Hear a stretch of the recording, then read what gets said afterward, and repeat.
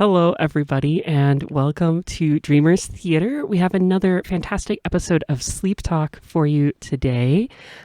This is Micah, and today I'm joined by Slive. Hello, you can catch me on Blue Sky, Twitch, and YouTube under Slide the Lad or Slide TL, whatever works for you. And I'm also joined by Edward. Hello, I don't have any social media, and you won't find me fucking anywhere yet. That is see, Edward, I'm also that way. You can't find me on the internet. Do not try. But I will say, if you want to email us, you can do that at theaterdreamers0@gmail.com, or you can give us a follow on Blue Sky or TikTok at Dreamers Theater, and that is theater with an R-E because we spell it the correct way on this podcast. Is that the correct way? That is the correct way. Well, you can do it with an ER, but there's a lot of... So that's like the location, right? Kind of, yes. I'm sorry, you worked in theater? This is probably pissing you off. My bad. Anyway, Stop annoying Micah. Anyway, it is... Sorry, I'm not hosting this episode, so I get to be an annoying guest. Theater with an R-E. For today's episode, we are talking about what TTRPG is right for you, or kind of talking about how you pick RPGs, what people might be looking for in them. I think also we might be having a conversation about some of our favorite non-D&D RPGs. And I think to start, for those of you that have only played D&D, there's a bunch of different ways to do it, and they're all different systems. They have different ways to do dice rolls, different things that matter. It's sort of like a completely different experience where you're doing the same thing of like taking a character and role-playing them through scenarios. And so then they have different systems that facilitate that. So D&D is a super popular one, but what else do people look for in an RPG?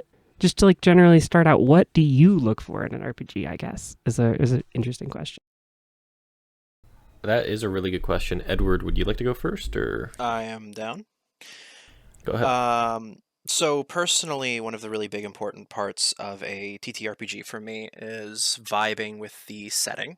The setting kind of sets the whole premise of a campaign. It sets what you should be expecting, and it can really influence everything from characters to what kind of systems you can expect in said setting.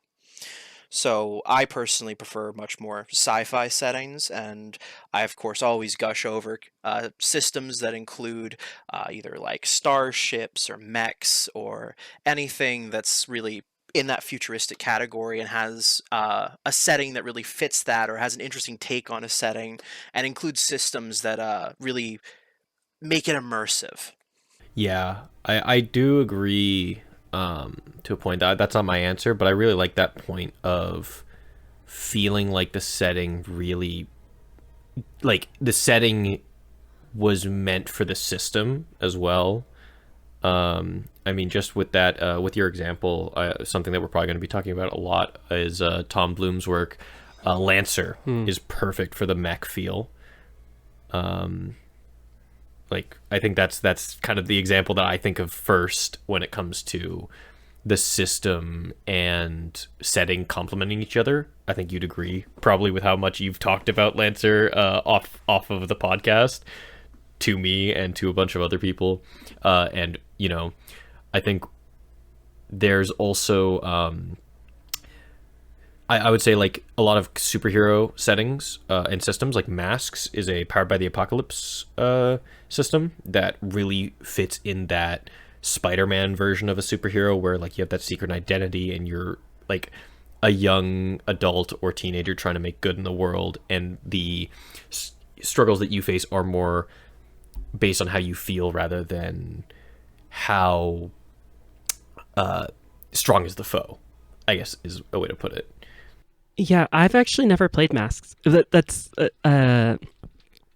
sorry, I know you talked about a few systems. I've never played Lancer or Masks, but I've heard really great things about both of them. And funnily enough, neither of those would be my first example of a system and a setting that are like entwined, like what you described, Edward. I think of Blades in the Dark actually as a really good example of that. But I really like that answer. Like thinking about like, oh yeah, the setting needs to be, it needs to be there. It needs to hit. Otherwise, you're not going to want to live with that forever. You know? Yeah. Mm-hmm. One of the other things, like Lancer's one that I've touched on already multiple times from both me and Slive, We but love Lancer. Starfinder is another one of my like go-to TTRPGs, and actually Starfinder 2 is coming out soon, which has me really excited. Is it going to be based more directly on Pathfinder 2e? Yes, actually, the systems are compatible. So Oh you my can have a god. character in Pathfinder that is using a Starfinder class and Starfinder equipment, or vice versa, which is really great for a campaign that I've been running with a party outside of the podcast that has that kind of like split between sci-fi and fantasy, and having a system that actually lets the both intertwine and have all this compatibility is going to be really nice for that. And in general, I really liked running just solo Starfinder. I had a long running campaign with it, and the systems are all really interesting. And being able to kind of build and customize your own starship, have your own character that maybe can do all these really interesting things, being able to customize your weapons, and having all this like in-world lore around every little bit of it, where said customization comes from, where said item might originate from, how said item might be found, and all that kind of interesting lore building around the system that feels so deeply intertwined with it. That's really lovely. I really like that. Like I there is it's funny. I love that kind of deep lore building, but then I also love games that encourage you to make that up like in the moment too. Like it's really cuz like I love D&D where you can, or Pathfinder or Starfinder where you have like a loot table and you have like all of this stuff that all comes from the setting, that all comes from the universe, that you're like, okay, great, I have tons of resources. But then there are some games that are just like go free, like go crazy, like come up with it in the moment, which is like the complete opposite of that. Yeah, it's very interesting too because I think that even with those systems that basically have like lock in like settings and items and like lore that you get to use, I feel like a lot of the time, at least like on the online sphere, you kind of make your own as well. Like, okay, hands up, who here has ever played in Neverwinter? Never touched it. Nope. Yeah, that's I believe that's like D&D, I think, right? Yeah, Or Neverwinter. yeah, Yeah, if I remember the name correctly, Neverwinter is like the realm, or at least like a city in D&D. believe it's a city. Yeah, Be, whatever it's called. What is it? The Five Realms or whatever the hell? Oh, it's part of D and yeah, D. Oh wow. Okay. Yeah, yeah. right.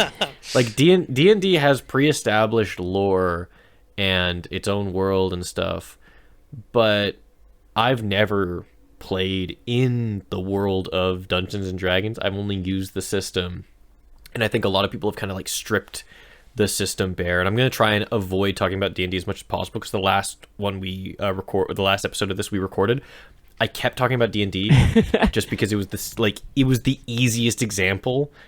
And I'm gonna try and strip away from this, especially with the topic at hand. And I would also like my answer. I would also like to answer my version or my side of the question. But this is kind of like opened an egg. This is kind of like opened a whole thing where we can talk about this forever, really.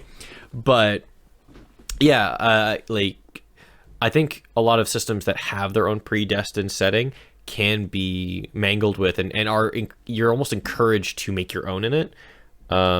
Again, I'm going to go back to Lancer again. I said we were going to talk about this a lot, but Edward, you're running a home game Lancer game that I'm in, Uh, and I was gonna say I wouldn't call it completely home game. I One of the big things with Lancer is it leaves large parts of the lore open for the DM to fill in.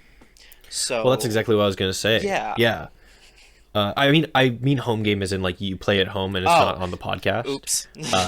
All good, all good. It's a new term. Oh my New god. term just dropped. New term drop? New term just I dropped. can't believe it.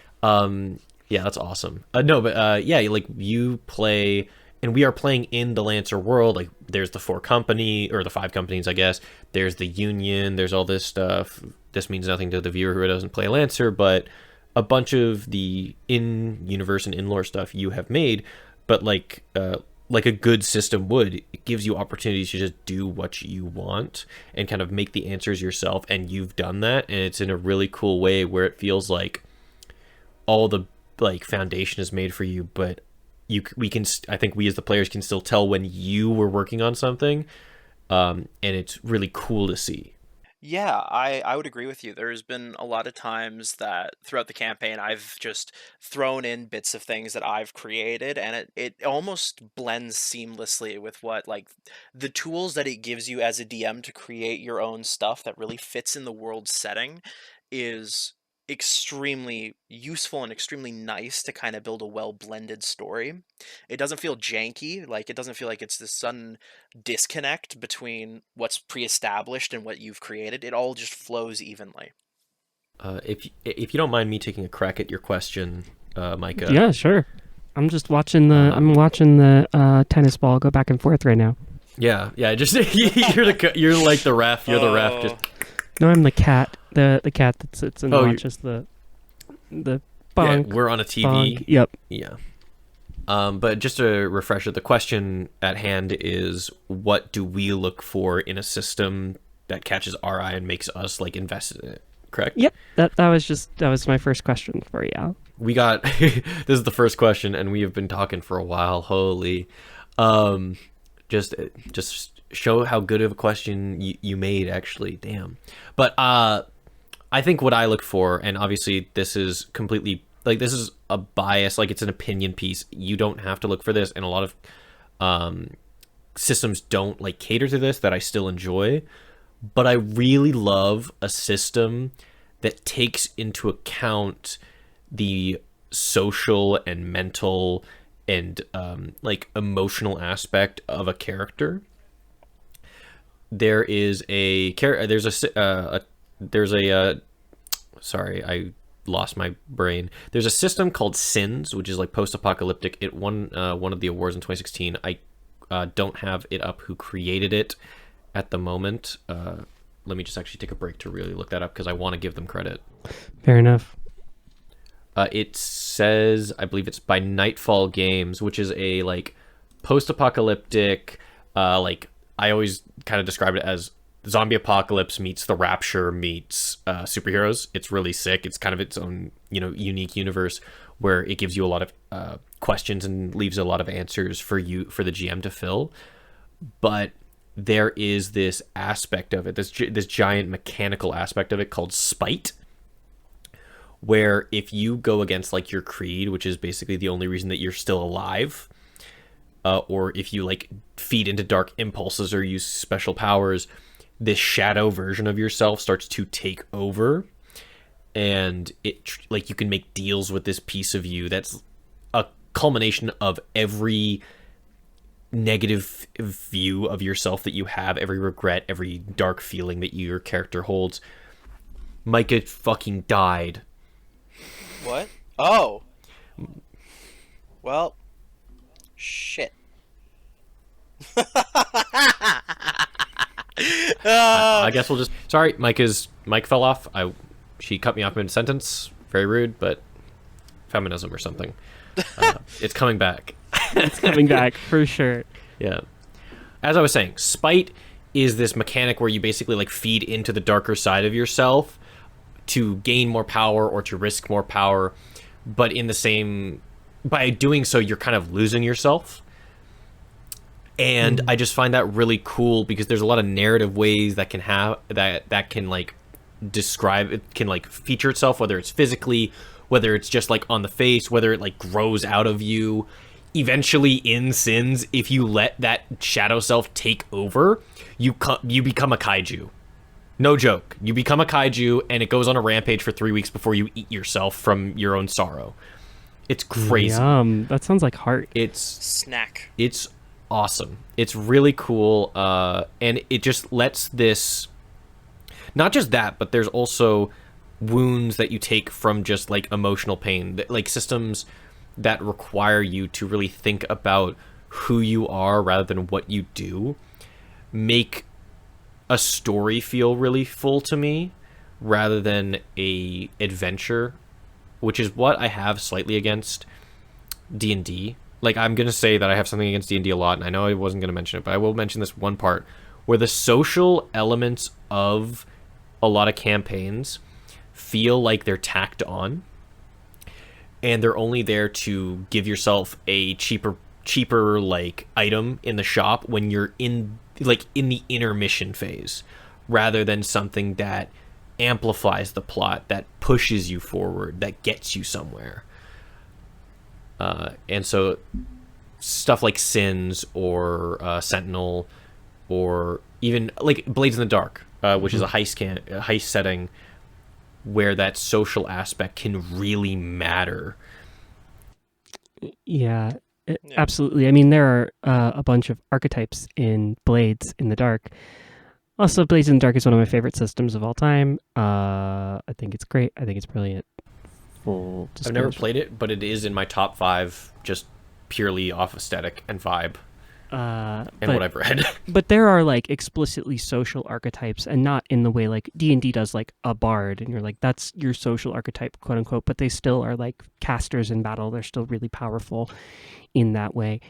But that's because D&D is functionally a combat game, right? Like, it was created as a combat game, and they've tried to move away from that or move into systems that better benefit outside of combat. And they've had some success, I think, but it is stuck in its roots just a little bit, I think, as like a dungeon crawler. Yeah, I mean, you'd have to rebuild D&D from the ground up and name it something new to even like get to something that's not, where it's not a dungeoneering, adventuring campaign setting. And at that point, Wizards of the Coast should just make a new TTRPG. Just make a new one, right? Yeah. Can I take a crack at my own question?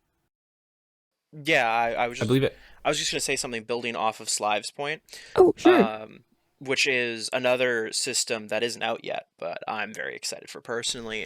We're dating the shit out of this fucking recording. Not according to the updates, but is Eldritch Automata, which is a TTRPG, had a Kickstarter, and according to what I've read and seen so far, it has a really interesting bond system, as well as it plays very much on the characters' mental traumas and like feeding into like the phobias and everything. There's an actual like system for phobias in it that your character can acquire throughout play, and of course you can build bonds with other characters, whether it be other players or NPCs, and then you can pull on these bonds to push your character past what they would normally be able to do,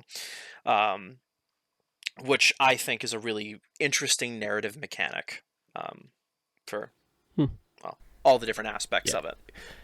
It's sick. It's using the Year Zero engine, which is made from Mutant Year Zero, which is really cool, and it also has that bond system. I don't think it's as amplified or as unique as Eldritch Automata's, but I love bond systems. Fabula Ultima also has one where, bond systems where you get a mechanical benefit for like engaging with another creature that's not just your character is such smart design and so cool, because some players just don't care.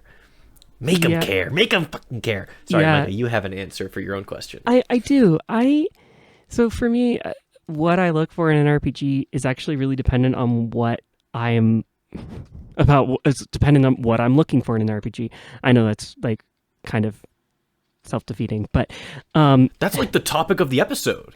What are you looking for in an RPG? Essentially, it really depends on like the context. Last episode I talked about context around prep, and I think context also really matters. Again, like if I'm playing with a group of nerds like you guys who are like gonna read a lore doc.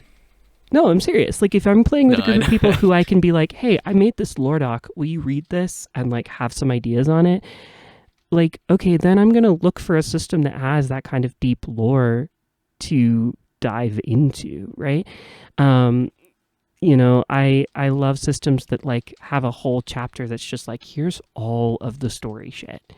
Like here's all of the story shit. They're all just places that you can just jump right off of as a DM and jump right off of as a player to be like, oh, what if my character is tied to this loose thread that they just left there? But if I'm looking to play at a game store, I'm not necessarily looking at setting as much as I'm looking at like, how easy is this to teach? Yeah, that's very fair. I think that's completely like, valid. Yeah, because if I have people who are willing to like show up having read the manuals and like done all of that kind of stuff, like great. I don't worry about it being hard to teach. Like I wouldn't worry about Lancer or something complicated. Lancer's complicated, right? Yeah.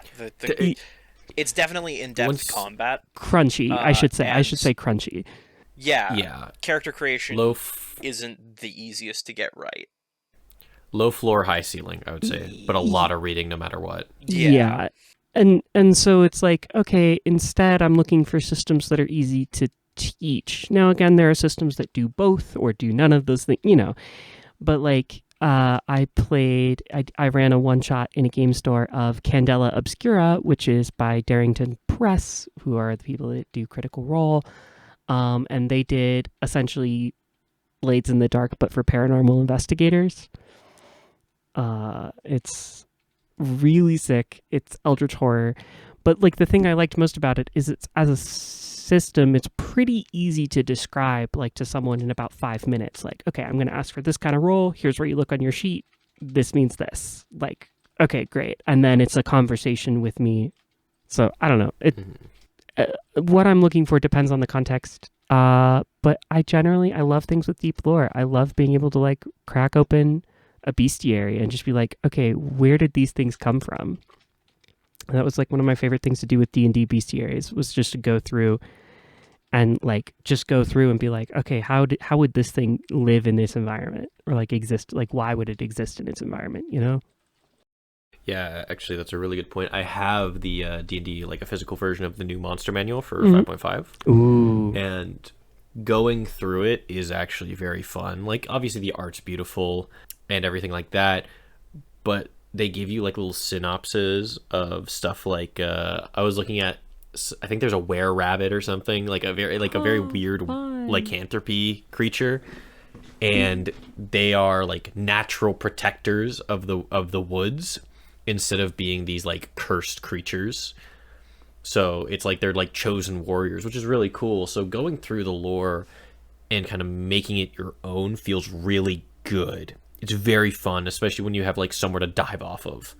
I'm sorry for bringing up Lancer yet again, but we will be bringing up Lancer once every 5 minutes, I think. Y'all, I've been talking about Blades in the Dark this whole time too, so that's we're entirely good. fair. But like the world building in Lancer is so in depth to the point that like I've been watching lore videos on Lancer just to help get ideas, and like I can find like 2-hour lore videos on the internet that just go deep dives into one of these factions, and it explains like, oh, this is the kind of stuff that like exists out there, and here's the kind of stuff you can do with it, and like, oh, here's how this kind of stuff exists in this environment. And even in like the little biographies for like the individual weapons or the mechs themselves, it includes like such little tidbits of information.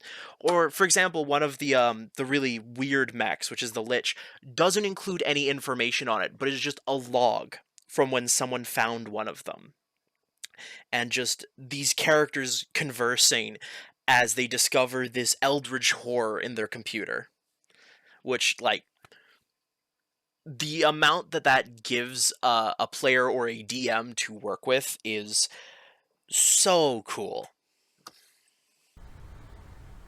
Yeah, I can attest to this. When we were making characters for your home game, Lancer campaign, you sent me like homework. You sent me Zach Track, who makes really cool TTRPG videos, like dissecting lore and also like mechanical stuff. like character classes and stuff like that. But he's made a lot of like not D&D Lancer stuff. So you made me read or listen to his SSC fucking like lore doc, and then like the world lore doc, like the videos and all that. I just remember like, damn, I got a homework for a campaign. It's great. And it's I just had the a surface friend- stuff too. Oh, absolutely. Exactly. Absolutely. That's how deep these games go, though. Like, I had a friend in undergrad. Shout outs to Lynn. You're still a homie. And she literally, like, found a podcast based on the lore for Shadowrun. And, like, there are, like, that lore goes so deep. Like, I remember we were playing Shadowrun, and she sat down and said, she was GMing it, and she sat down and she said, okay, we're going to do a brief history of the world as it exists. And we did not start the campaign that night because it took 3 hours to explain the brief history of the Quick world. slideshow. like we were doing character creation that night, and it was like, oh, well, we'll do character creation and run an intro scene, and we did not run the intro scene because it was like, oh, there's so much here to like know and learn about. I wish for my my first session of my Lancer campaign, I wish that I'd sat down the players and actually played some of the lore videos, because some of them just do not know what's going on. And they've made it very clear they have no clue, like, what an NHP actually is, what's going on in the world, what the fuck is the Union, and I'm just like, okay, this is like too much stuff for me to just like explain to you like mid scene, and I've just had to move past it. And it's like, I sent out this homework because the system's very crunchy. This is a system that, like, if you're getting invested in playing, you need to know a bit of stuff to be able to play accurately. And I'm like, as a viewer, I don't think you would need to know much, but like as a player, you have to understand like what is going on in the world. You can't just hop in unless your character specifically is like a hermit who has no clue what's been happening in the outside world. It's just, unless your character has -3 intelligence. so true. Tough. There's like hundreds of years of lore that you have to like at least know bits and pieces of, and I will say it's difficult, even as like, I would hope that I'm one of the players that feels like they kind of know what's going on. Oh, definitely. But even I didn't even know what a meta vault was when that came up. I'm like, huh? What's a meta vault? What in tarnation? But I also say that getting invested really pays dividends for play.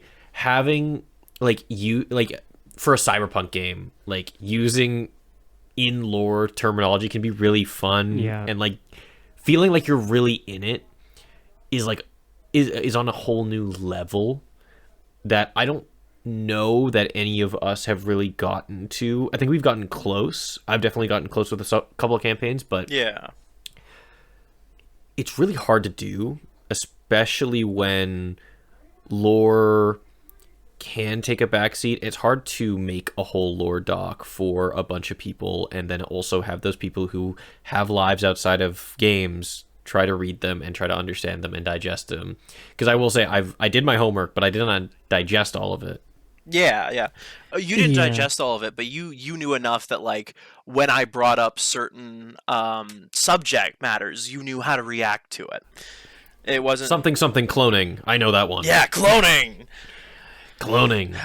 But it was like, for an example, one of the other characters had a really big scene where I mentioned something that was to do with like the whole group they're a part of, and they just didn't react. Or I had another character that I brought up, like their whole thing is they were supposed to be researching this specific type of technology, and I brought up something to do with this type of technology, and they did not get it at all. The rock eyebrow. Yeah. And it's like, again, like I sent out these videos. I was like, hey, watch this if you want to know what's going on. And like after I realized that they didn't know what was going on, I like checked in with them. I was like, hey, did you watch these? And they're like, oh, I kind of forgot. It's like, oh, okay. Ooh, yeah. So I understand. I think like systems that can be that crunchy might not be for everyone. Yeah, I also think there is something to be aware of, kind of moving into a different way of thinking, but like there is something to be aware of like, do you know if your players are going to take big swings or not?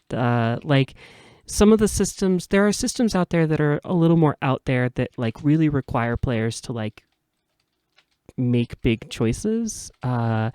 There's one by the name of Realis that just came out, created by Austin Walker, where literally your class just has these sentences that like you just get to be like, your sentences could be something like, I always impress my audience or something like that, and you just have to choose like, what does that mean? How big or I also how... could use that. Oh yeah. Sorry. Okay.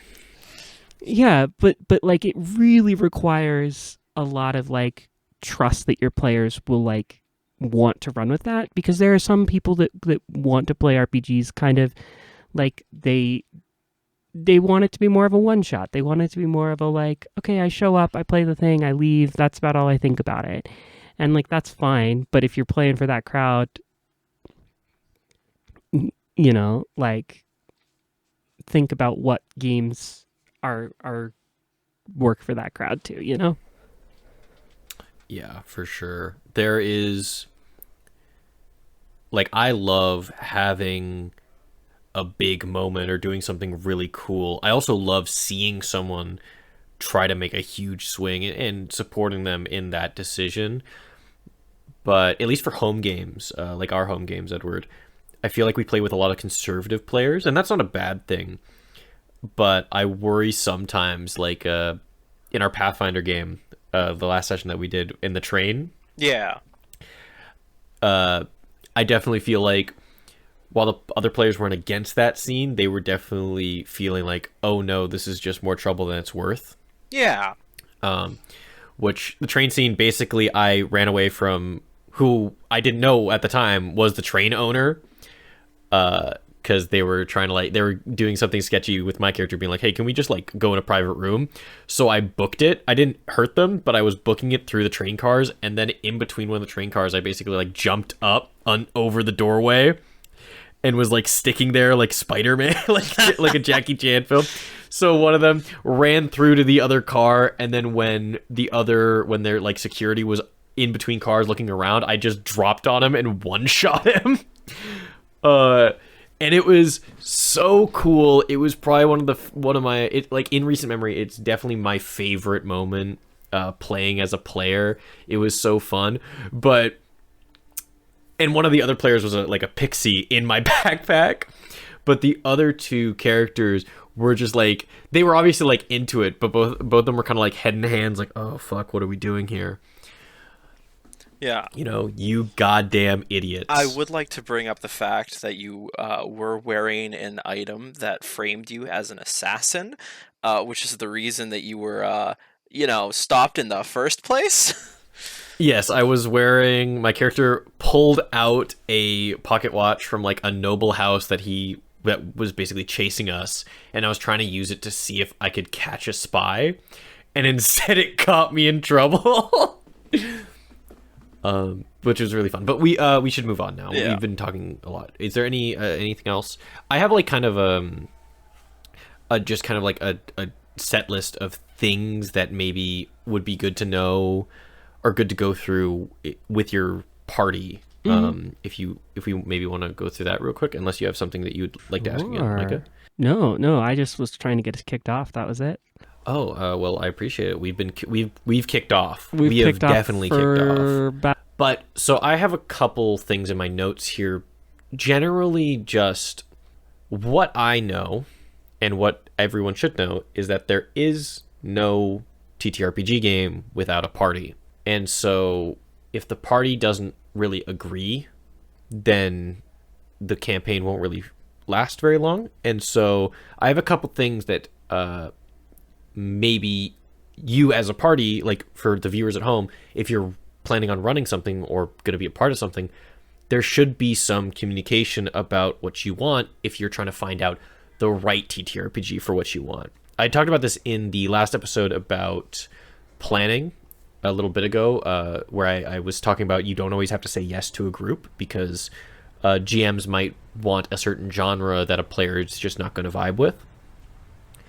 And so there's obviously like you can just say no to the campaign, but you can also discuss what you all want to do. So I have a couple just notes. I'm just going to go through them and then we can discuss that however we feel like it. But the first one I have is select the genre you all like, right? Select a genre that you all like. That can help narrow it down really easily. If you like fantasy, there's obviously D&D or Pathfinder or a million other ones, because fantasy is a huge genre for adventuring and that kind of play. D&D kind of like, you know, kicked it off and all that. If you like sci-fi, like we were talking about, Starfinder, Cyberpunk, Cyberpunk 2077, is that the thing? I don't know. No, that's the game. Cyberpunk is just the book, right? Cyberpunk Red. Yeah, Cyberpunk Red. Cyberpunk That's Red. what you're thinking of. Yeah, Cyberpunk Yeah. Red. If you Lancer, if you want to go mechy. Lancer Eldritch has Automata, if you want to go cyberpunk horror. parts too. I mean, Exactly, right? and if you also are like, none of those sound good, I want something more out there, go to itch.io and Real. literally just start looking for the kinds of things you want. I have found several systems through itch.io that were specifically me going, I want this system, I want this setting in this style. And someone's like, I made it. Great. It's on itch. Like, don't be afraid to just start exploring around on your own and pay some creators a little bit of money. Yeah, especially like itch.io is great because the TTRPGs are cheap as well. Not to say that like D&D is the correct pricing for TTRPGs, because I don't think any of us should ever say that. But yeah, like my second point actually is go online, because there is millions and millions of communities of talking points of like just to do a little bit of research as a group and discuss what we want, like what you all want as a group, to try and figure out what that is. Pick up and play is also like, do you want to have, like, again, we talked about this earlier, do you want to have a campaign where you have to go through lore dumps and figure it out, or do you just want a session that's a dungeon, it's episodic, just get it done and go? Yeah. Also discussions on what the players want, because like what the players want in that scene, in that genre that you all decide on, is important, and what kind of story do you want to tell. Because if you're trying to play like a joyful slice of life game, I wouldn't pick up Kane. Oh, with what you've been putting us through in our home game. Oh, it's awful. We could talk about that a little later, but Yeah. I'm mentioning Kane again later. Trust me, I love Kane. Kane reminds me of a game called Heart: The City Beneath, which is a really, really cool system, sort of about dungeon delving in the most horror way possible. What happens if there was an endless dungeon that you could just go down in and become more and more corrupted? And like, I love that system because every character has what's called a zenith move, that you do the move and then you die. Like, Oh, Wait, that's tight. Wait, Like- that's awesome. and that is like the pinnacle move. So it's like, and anyway, and so it's sort of about corruption and like the nature of like this like corrupted place. And So, it's sorry. rad. When are we playing Heart on the podcast? Then people really will accuse us of ripping off of another podcast, because That's true. They did do that, and that's, you know, but there's so many TTRPGs. We're gonna have some overlap. hey, You know? Yeah. I still want to run a Lancer thing as part of the podcast at some point. Yeah, that's happening. We need to finish our first campaign. no, Yeah, no, I don't don't get think ahead we of do. ourselves. Yeah, I don't think we do. I mean, like, while we're recording this, we don't even have that many. We're not close. I mean, we're kind of. You guys are doing it. You're doing the damn thing, right? Yeah. Yeah, we're agree- doing things. Yeah. But yeah, those are the general steps I think you should take to kind of filter out what TTRPG might be good for you. Is there any other steps that maybe I haven't put in? One that I'd recommend is figuring out the length of time that your players are willing to do per session and the amount that you can do as a DM per session. Um, because figuring out a system that lets you kind of fit every like a single session to be like a good time frame. What I mean by that, kind of going back to Lancer, is I've like found like the flow for Lancer is like one combat and like X amount of time of just outside of combat role play, doing stuff out in the world, exploring, so on and so forth. But it's important to make sure that your whatever system you're running can be run within the time frame that you have. If you've got a few hours, then you can run something more interesting. But if you're just doing like a 2-3 hour session, you need to find a system that can really run with that short time period. I love how you're calling 2 to 3 hours short. As someone who runs like 6 hour long sessions sometimes, 2 to 3 hours is short. Yeah. I think what was the longest we run for Zenith? Like 8-10 hours? Have we had to run a 10-hour session before? I think we have. Run a 12-hour Zenith session. Yeah. I've done my time in the 12-hour session mines. Yeah, it's insanity. It's insanity. I recommend 3. 3 is the average, I think. 3 is supposed to be the average. 3 is short. Well, okay, on the other hand... I recommend talking to your entire group about it first. Yeah. Well, that's the point I was saying. Yeah, for sure. Like it's all discussion, and finding out how long your time frames are is really good.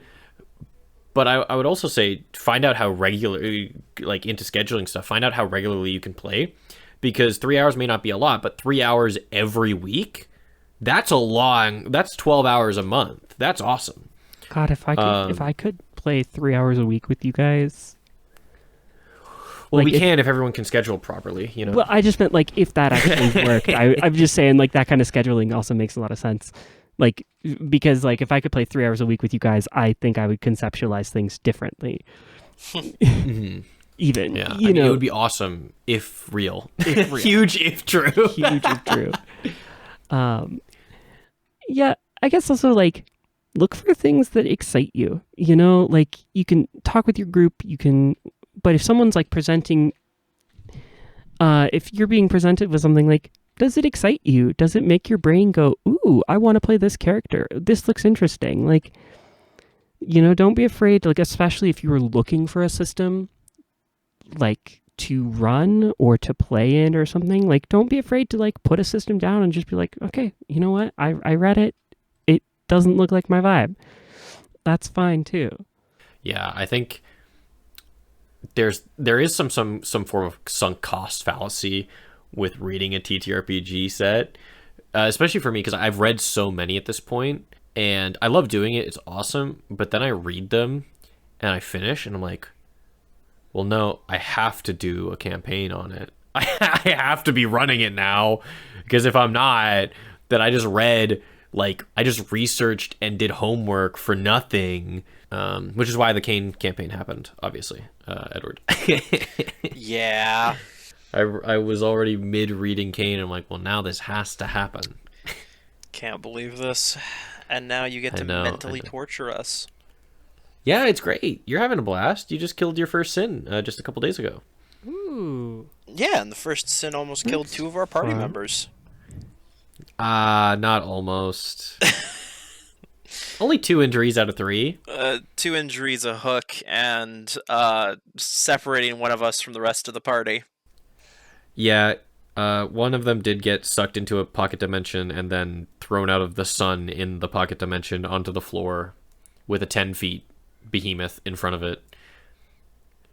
But, you know... And impaled. Yeah, it was a whole thing. That was crazy. No kidding. But yeah, that's my section. Is there any other questions maybe that we could set us in a new direction for discussion? I mean, I don't have notes, so this guy didn't bring notes.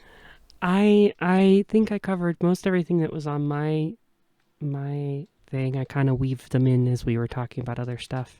Damn, that's smart. I should have done that. Instead, I just gave you a whole block of my bullshit. Heard it here first. Slive is not smart. Slive has the intelligence of Corey. I have a -3 I have a -3 modifier to my intelligence, and that's why I talk the way I do. Yes, this is true. Damn, and we chose you for the first DM? I know. I don't know why that happened either. We talked about it, and then everyone was like, "No, Slive's gonna be great at this. We should get Slive on the mic." And I was like, "Okay." And look at where we are now. Yeah. Yeah. People have been falling asleep. Average Slav campaign. Average Dreamer Theater. Fucking listening parties just. You probably didn't pick up on Discord, but I'm snoring. Yeah, I heard your honk shoes, motherfucker. Okay, great.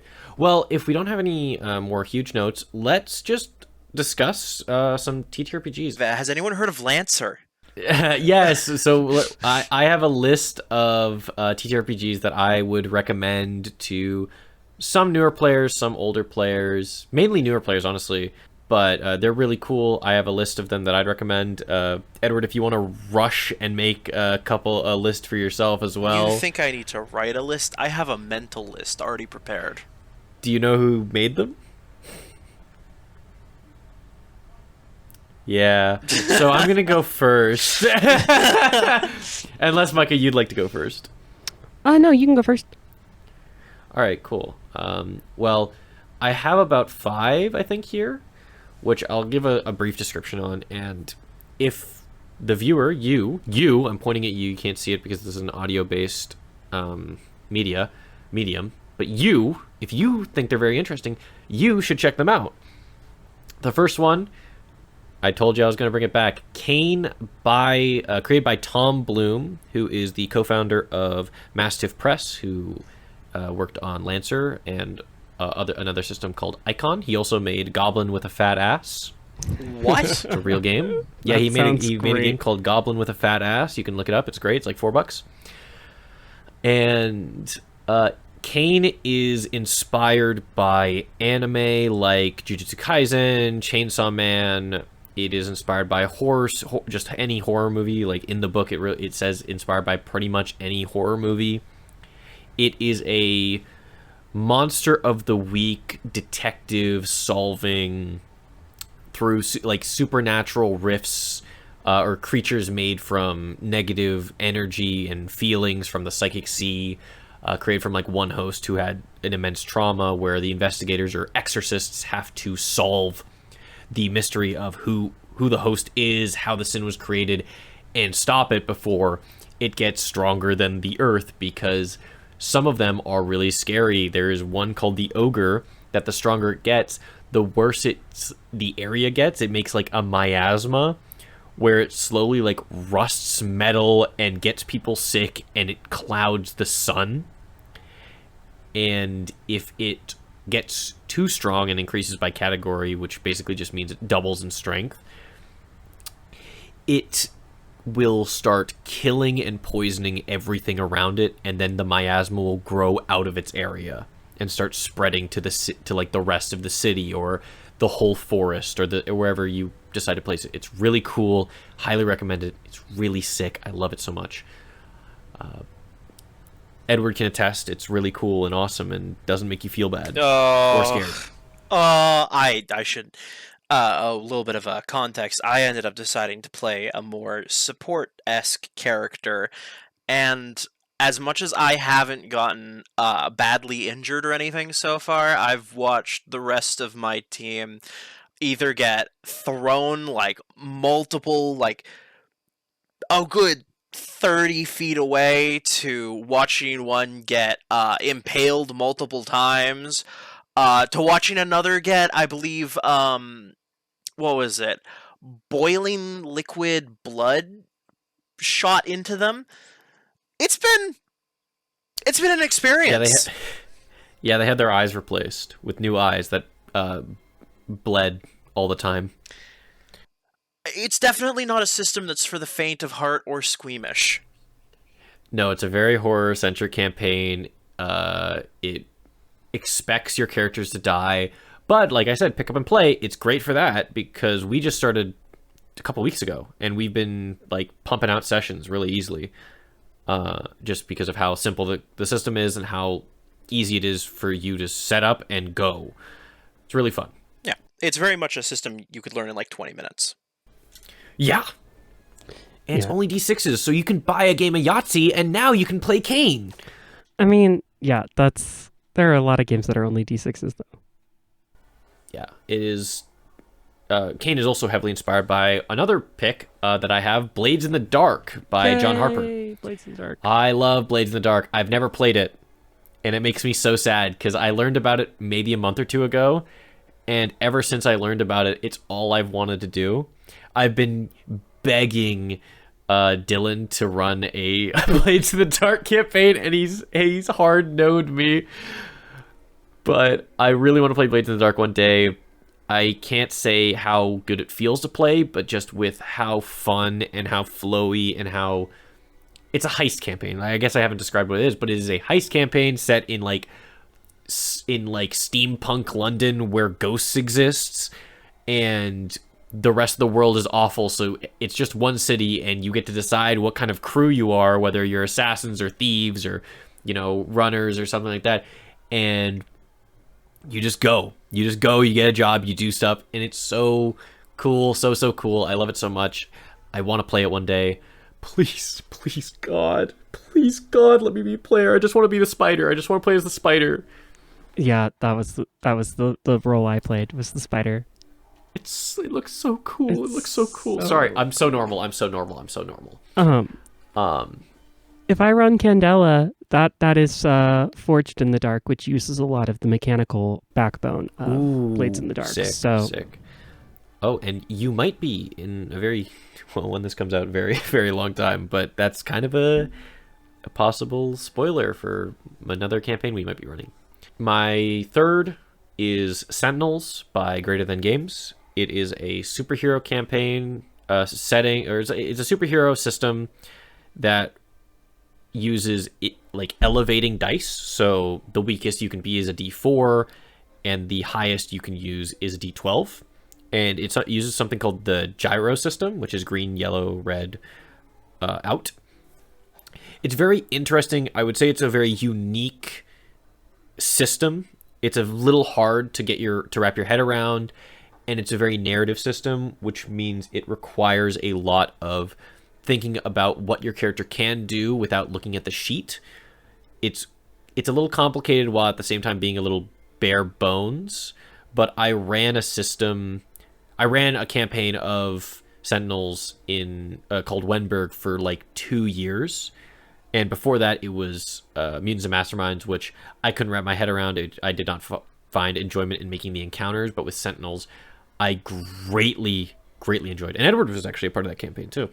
Yeah, it was a very fun campaign, in my opinion. I'm going to go a little off the rails with my main last suggestion and say, I'm sorry, did you say Street Magic by Caro Asercian, I think, or Serkian? I don't really know how to say their last name.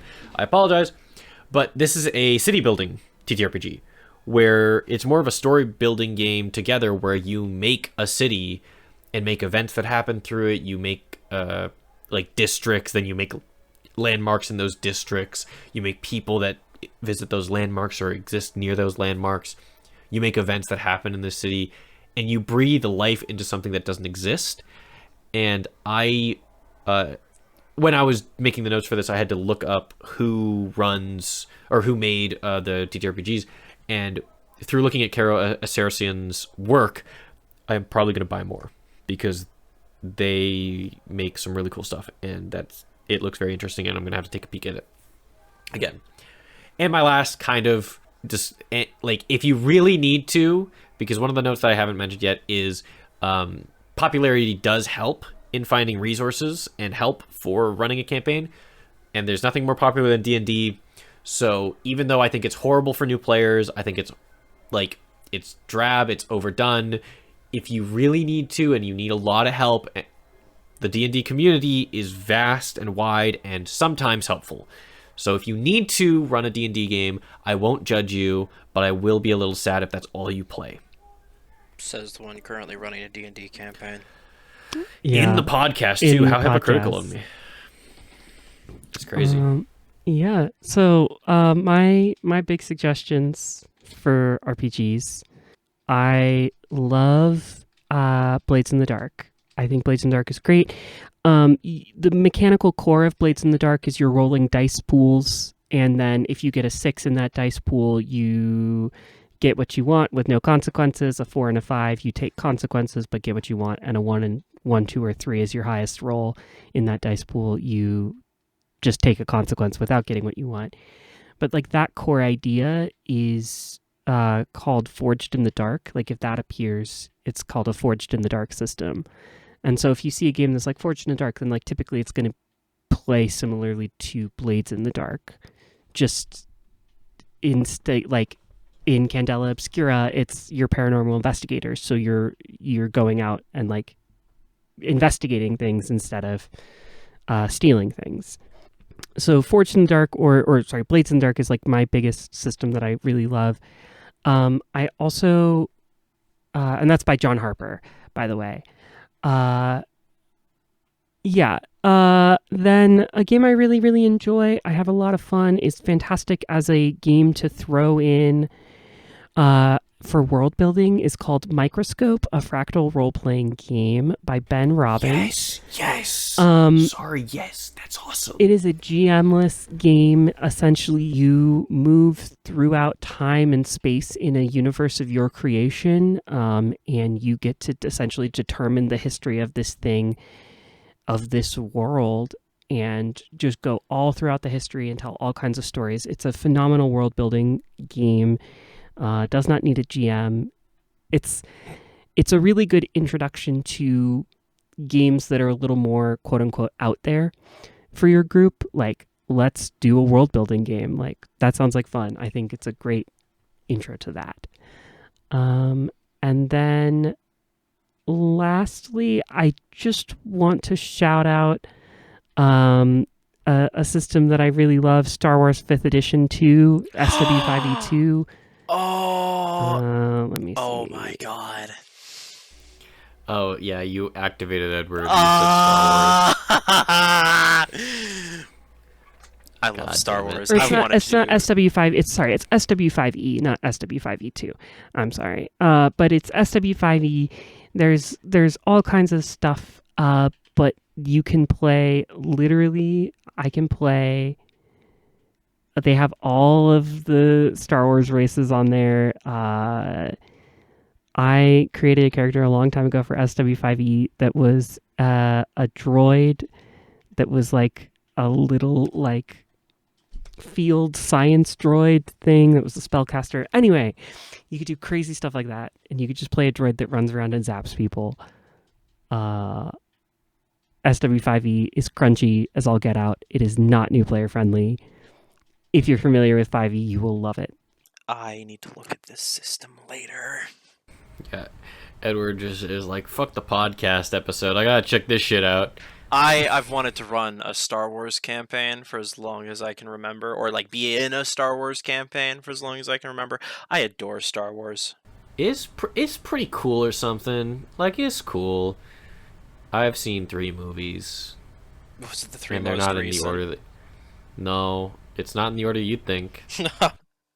I'm almost curious to ask. This is viewer participation. Email us in the order that you think I've watched the 3 Star Wars films, and if you're right, we'll shout you out somewhere or something. I don't know. Yeah, you'll get to hear me shout you out. So that means, Sly, you've got to text me what that actual order is so that I can go through the email. I will, because it's ridiculous. But it's 3, so someone's inevitably going to get it. That's only 3 of what? I mean, if we're including all Star Wars movies, it's 3 of like what? I'd say like 14. Yeah. Well, actually, there are 6 Star Wars films I've watched, if you count the Family Guy versions. Oh my god. I hate you so much sometimes. Yeah, no, that's fair. That's fair enough. Yeah, no, that's cool. Edward, what are your recommendations? Well, I'm sorry to sound like a broken record, but Lancer. Yeah. Yeah. Lancer is great. You already mentioned who's created it in the past, but Mastiff um, Press, yeah. yeah, Lancer is just so expansive. The combat is so good feeling. If you get a build going, the way that specifically leveling up in Lancer works lets you build into everything. There's kind of different trees you can build into, and each one has like 3 levels. So you kind of build your own custom setup as you go and level up, which really lets you be creative. And with the amount of like versatility and different things you can take, you can do about anything. You can be a stealthy teleporting guy, cough cough slive. You Yeah, could my be goat Hiroshi. a brute that just charges in and used improvised weapons, whether it be swinging your fists or picking up pieces of the terrain and smashing it into people. You could use advanced technology and zip around flying with a sniper rifle or something, or deploy drones to do your bidding. And that's just the character building. That's not even going into like the lore and the really interesting setting and how good the combat feels. Like even just the way turn order works is really designed to make the players feel like they are these main characters.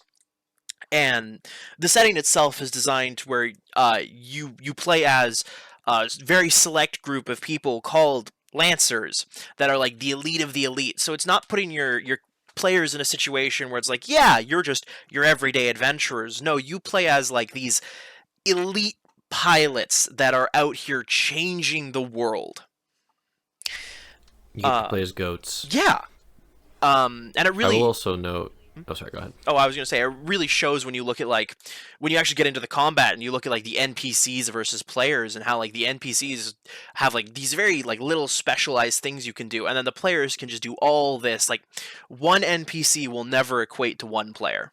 Yeah, and for our D&D heads, if you love making crack builds in D&D, like trying to find out, like, the perfect multi-class and stuff, that's base character building in Lancer. You can be it's not difficult because there are like paths for every mech, but if you really want to do some crazy stuff, like what I was just talking to Edward like a couple nights ago about making the crack witch. Oh, Crackbeard. Oh, the crack beard, yeah. Which is just someone that gets up in your face and puts you in a sleeper hold and then shoots all allies coming near with goo that makes them stationary. And it just makes them constantly want to hit you, and it's a crazy fun build that probably doesn't work because I haven't played it in a session, but it's a really fun thought experiment, and I don't think I've seen any builds that don't work as long as you're like playing by the rules. Yeah. One of the players in that, actually Dylan, who's in that, showed me his new build recently, and it's playing around one of the game's mechanics called Heat. And like his whole build revolves around getting to a certain point with his heat where he can use all these unique abilities and just do tons of damage based on the amount of heat he's accumulated. But at the same time, with all that heat, he runs the risk of overheating and exploding.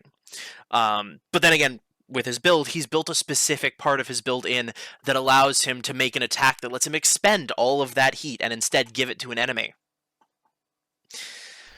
That's tight. That's really cool. We have to, I think it's good to move on. I got here. another one. I got a few more, but okay, fine. No. I'm saying, no, you're going to continue your list, but I'm saying this. This is the final mention of Lancer for the rest of this episode. No! Okay, I'm holding you to that. I'm calling it. This is the last mention of Lancer by Mastiff Press, but do check it out because there's one last thing that we did mention, and it has a free online helping website called CompCon where you can make characters for free, and you can read the rules for free online at compcon.something. I just want to quickly point out, the only stuff you have to pay for Lancer, on CompCon at least, is only the GM side stuff. Everything is player side is free. That's entirely true. So it would be really cool to check out. And this is the last time we're mentioning Lancer for this episode. So, Edward, what else do you recommend for TTRPG I wise? was going to recommend Pathfinder and Starfinder by Pezos. They are systems that are, well, specifically Pathfinder is very similar to Dungeons and Dragons in a lot of aspects, but completely changes the way that certain systems work. While it is like another fantasy setting, it's got the same basic setup where you pick your classes and all that. Unlike in D&D, it allows a lot more customization of those classes, and it lets you really build, like, you pick your base class, but all the attributes of your class and all the attributes of how your character functions are chosen by you as you're going through. You've basically got a list of options to pick from. um, as well as, I like the way that the action economy works in it a lot better. I haven't read much into the world lore, but it looks pretty interesting to me. There's also plenty of different what is it, utilities to use. There's plenty of different books. There's plenty of different. I mean, actually, the amount of books is slightly annoying at times because just to get a Pathfinder game started, you technically have to buy like 3 different books, which can get a little expensive and pricey. But overall, I think it's worth it just due to the sheer versatility and the systems that it comes with that are so well thought out. One of the big things I personally really enjoy is the fact that you get 3 actions per a turn, and these actions can be spent in a variety of different ways, and some things might even take multiple actions to do. But it lets you really like spend your turn doing what you want to, instead of being like, oh, I have to spend movement and 1 action and 1 bonus action, and I have to make sure that each one of those counts. And instead, it can be like, yeah, I'm going to spend 1 action for movement. I'm going to spend 2 actions to attack, or I'm going to spend 2 actions for movement. I'm going to spend 1 action to try a grapple, so on and so forth. As well as including what I feel like is much more immersive systems when it comes to like armor and shielding or shields and ranged weapons. I like a lot of the stuff they have for ranged weapons too. And same goes for Starfinder. Starfinder has a lot of versatility to the system, and Starfinder 2 is going to have the same kind of action economy and everything, apparently. But like with Starfinder 1E, which is the edition that's currently available, it includes things like weapon customization, where you can purchase these modifications to your weapons that can completely change how your weapon works, or just add new attributes to it, like allowing it to fold up so you get bonuses on stealth checks to keep it concealed. Or magical infusions that let you do something completely unique, like an ultimate ability with them. And the same kind of building works with the classes in it, where you've got all these different options to pick from for building your class, so things feel a lot more like they're the way you want them to feel, rather than having to pick a base class, and that determines everything you get from that point forward when it comes to your class. Anyway, that's my spiel on Pathfinder and Starfinder.